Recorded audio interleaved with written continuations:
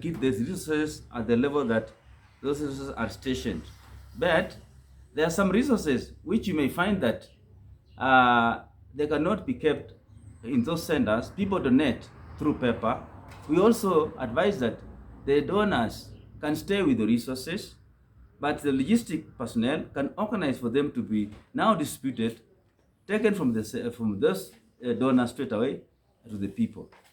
And in case of an emergency, we can allow direct donation, but not normally that when it's normal like this, people are doing just guesswork, wasting resources. What do you think about this?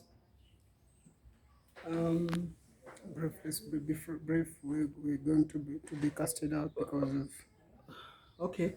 Um, in terms of logistical Yes. arrangements, Yes. they'll depend on the kind of scenarios that unfold. Yes. For instance, I've just talked about the displaced in Budalangi. Yes. As a result of floods. They indeed anticipate that. Yes. You have found some people who have actually been drowned in Lake Victoria because the boat capsized. Yes. That's an emergency that requires immediate action. Yes. So you'll always choose what fits in at the correct time. Because if these people need emergency requirement, Yes. then you'll arrive there even if it is from wherever that donation is from outside the country. Yes. You may require it immediately to set up that center. Yes. that will help them to do what? To address their health requirements. Yes. But in this case of scenarios where they can wait for a while, like the case of where there is this Boni forest. Yes, yes. In our coast province. Yes. Where terrorists hide and do what? And cause a lot of mayhem in the region, in the surrounding region. Yes. Such a region, you can logistically arrange it in such a way that you can have a store or a facility in the catchment. Yes. Which can enable you to access that place and assist the people. So I would not say there's a clear-cut way of doing it because it will depend on the circumstances that unfold. Yes. Mm. In the situation. Mm. Thank you very much. How will you prevent, mitigate, prepare, and respond and recover from disasters now? How will you prevent, mitigate, prepare, respond, and recover from disasters? It's Yes. open. It's not limited, of course. I know you have some others. Yes, prevent. And my pet subject is this. In the light of what is happening in this country, Yes.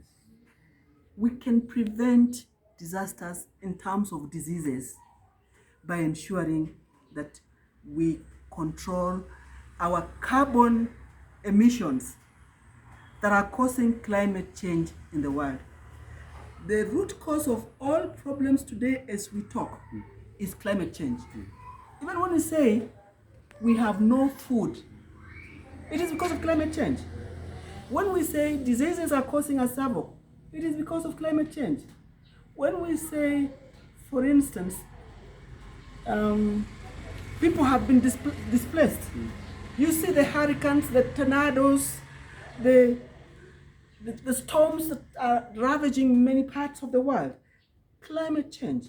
So we reduce the impact of climate change, we have resolved very many problems in the world. And that's why you saw the G7 in Europe, that meeting that ended yesterday, just talked about climate change. Climate change is the mother of all this, or is it the father? The cause of all this, because that way we can mitigate a lot. But again, it is not just climate change that you have to mitigate alone. That's as far as the communal problems are concerned. Kwa nyumba, we have issues that you must mitigate through counseling. In college, like for instance, these ones, we do a lot of guidance and counseling. We call them in some fora where... Remember you have asked, you have a lot of knowledge. I accept. You have a lot of knowledge. Let's just stop it there because it requires more time, of course. Who is in charge?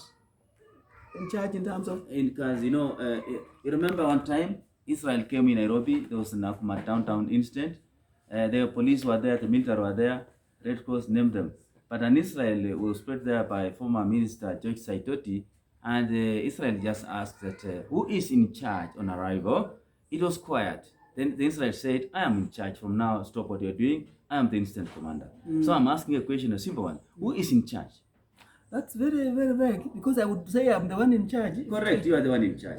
All the time you are the one in charge. Oh. That's the answer, don't go anywhere. Okay. Yeah, all the time you must be in charge. Okay. Every situation there's no vacuum. Oh. So imagine people were working, but an Israel just comes. Just the person, instead of that person being given just as a section to lead, then he became the instant commander. So it's important that all the time you are in charge. And If something happening, just find out. Even if people are mad that they ask, who is in charge? Don't assume who is in charge. If it's quiet, say, I am in charge. What do you want to do?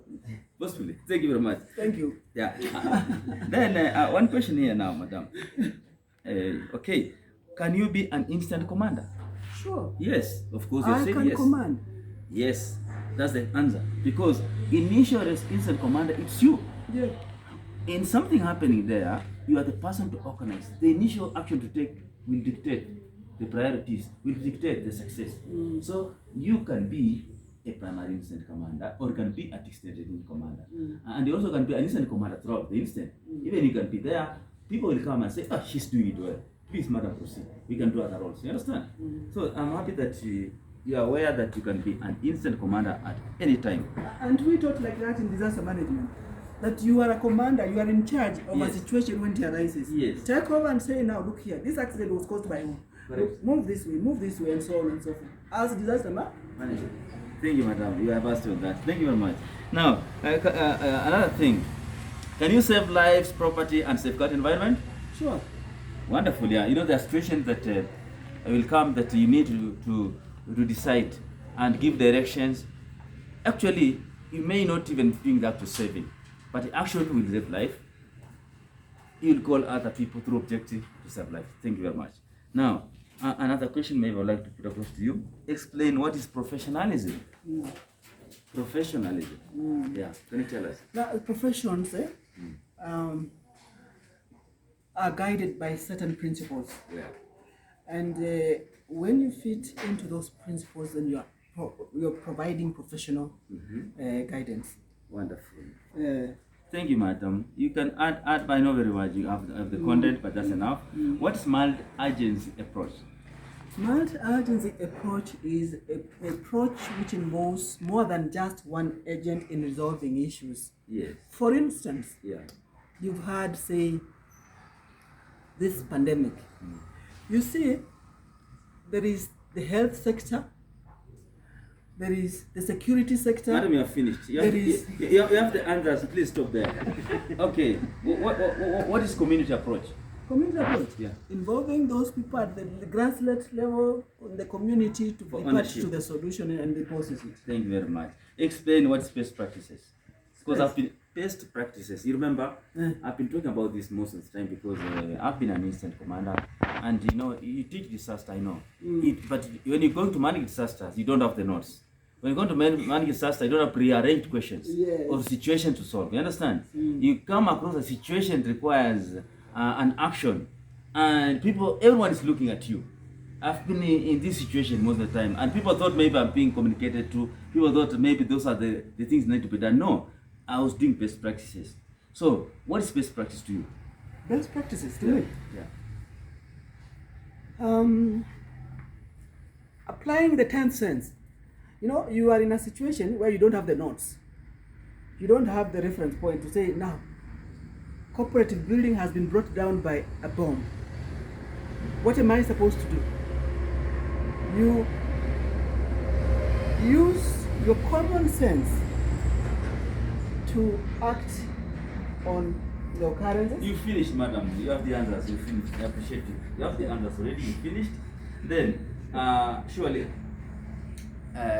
I know you are here for a position of county coordinator, and I've already assured you that you are worth more than that. You can be of the county coordinator, but also we can give you another responsibility. You know, it will not conflict or interfere. You know, being an instant commander, I remember I've been doing this work. I own all those objectives, but I cannot delegate some. The same way, when you are a coordinator of Kakamega County, it does not mean that you cannot do something else elsewhere. You understand? We are looking forward to giving you more responsibilities. But now, from your heart, what do you want? Where do you want to lead? Or what position do you want to have in Spedvak? I wish I knew all the positions in Spedvak. I would actually say what I would want to be. And I'm so humbled by that observation, and I would lead in any opportunity accorded to me. That is all. We finished thinking. And can you be able to have multitask a number of positions? Yes. They have just told you because you can have multiple positions and they cannot conflict because the aim is one. It's just about the objective of Spedvak, the vision, mission, the motto, the core values. So long as you don't go out like that, you can have many positions. Now, Yeah. you know, disaster management is a multidisciplinary discipline. Correct. It borrows from physics, chemistry, biology, history, geography, nursing, medicine, and all those. It endows or it empowers that person to be able to apply as many of those principles as possible. And if you are aware of that, then you would know that I can not do this, I need to invite an expert, because you know you don't know that. But it has empowered you with the ability to know that this you can do and this you cannot do.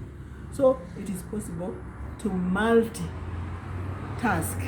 because of that ability. Thank you very much. Now, maybe, do you understand the term chain of command? Chain of command. Can you explain to us, maybe the viewers, chain of command? Yeah. Chain of command. A typical administrative structure of an organization or leadership of even a village. It doesn't have to be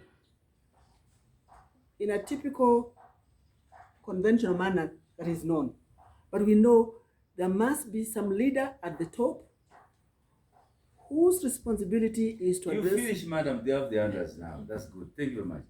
Do you have any other concern, any input, any question you might want to put across to us, or any input that you want to put? Because you have seen Spedvak is there, of course. You are not limited. Is there anything you want to add, an observation? Yes. Yes. We are quite a lot on the virtual platform, and there is a lot of information that comes in via that virtual platform. Yes. You'll find quite often that information should be put on file. I may be old school, but I still believe in the hard copies of those documents. For instance, the Constitution. It is a very important thing that needs to be internalized by everybody.